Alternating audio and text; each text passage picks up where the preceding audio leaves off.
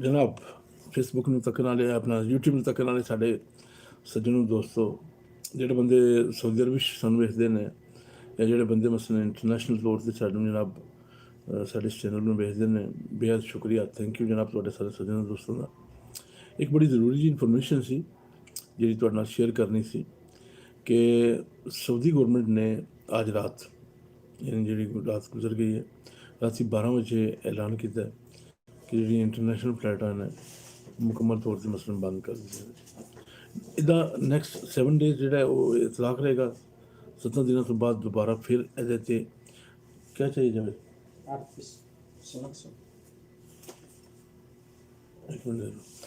यानी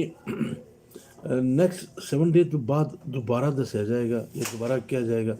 कि अदा के हल है इस मसले का ठीक है हूँ तक जोड़ा है क्योंकि असल च बड़ी सूरत हाल खराब हुई है स्पैशली इंग्लैंड में ठीक है तो उस वजह तो फिर वो वायरस जोड़ा वो कहते हैं कि कोई ऐसा मतलब एक्टिविटी है फिर सिस्टम है उस वायरस की वजह बड़ी तेज़ी नाल फैलता है ठीक है तो उसकी वजह तो मुकम्मल तौर पर इस सिस्टम रोकने वास्ते या कि मसलन क्योंकि सऊदी अरब ने ਜਿਹੜੇ ਬੰਦੇ ਸਾਊਦੀ ਅਰਬ ਵਿੱਚ ਰਹਿੰਦੇ ਨੇ ਪਏ ਦੇਖਦੇ ਨੇ ਪਏ ਕਿ ਬੜੀ ਤੇਜ਼ੀ ਨਾਲ ਬੜਾ ਹੀ ਬਿਹਤਰੀਨ ਤਰੀਕੇ ਨਾਲ ਇਸ ਚੀਜ਼ ਨੂੰ ਹੈਂਡਲ ਕੀਤਾ ਹੈ ਠੀਕ ਹੈ ਯਾਨੀ ਮੁਕੰਮਲ ਤੌਰ 'ਤੇ ਇਤਨਾ ਅੱਛਾ ਇੰਤਜ਼ਾਮ ਜਾਂ ਇਤਨਾ ਅੱਛਾ ਸਿਸਟਮ ਸਾਊਦੀ ਅਰਬ ਨੇ ਕਰਕੇ ਤਾਂ ਉਹਨਾਂ ਨੇ ਜਾਂ ਅੰਦਰ ਮੁਲਕ ਦੇ ਅੰਦਰੂਨੀ ਜਿਹੜਾ ਸਿਸਟਮ ਹੈ ਉਹਦੇ 'ਚ ਬੜੇ ਥੋੜ੍ਹੇ ਪੇਸ਼ੈਂਟ ਰਹਿ ਗਏ ਨੇ ਮਸਲਨ ਐਵਰੀ ਡੇ ਤੁਸੀਂ ਕਰ ਲਓ ਕਦੇ ਮਸਲਨ 120 ਹੁੰਦਾ ਕਦੇ 150 ਹੁੰਦਾ ਕਦੇ 160 ਹੁੰਦਾ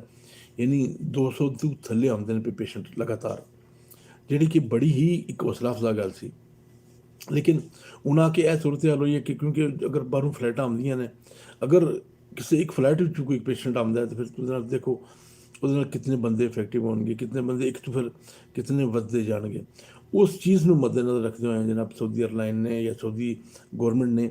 ਰਾਤੀ 12 ਵਜੇ ਐਲਾਨ ਕੀਤਾ ਸੀ ਕਿ ਜਿਤਨੇ ਮੁਲਕ ਹਨ ਨੇ ਸਭ ਵਾਸਤੇ ਮੁੱਖ ਫਲਾਈਟ ਆਪਰੇਸ਼ਨ ਜਿਹੜਾ ਹੈ ਇਹ ਨੈਕਸਟ 1 ਵੀਕ वास्ते अगले 7 दिनों वास्ते मुकम्मल तौर से बंद है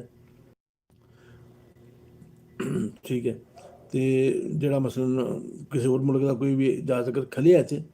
वो वापस जाके दोबारा इतने फिर नहीं आ सकता दोबारा उन्नी देर तक नहीं आएगा जितनी देर तक इस मसले का कोई नवा हल ढूंढिया नहीं चाहता एक हफ्ते बाद इंशाल्लाह फिर देखो क्या कर आएगा सही है जी इंशाल्लाह गपशप होती रहेगी तो चलता रहेगा सिस्टम उनमें ड्यूटी से इसलिए ठीक है जी ओके जनाब अल्लाह हाफिज़ خلصت؟ ايوه خلص بص حطيته شوية في الشاحن بس طفى برضه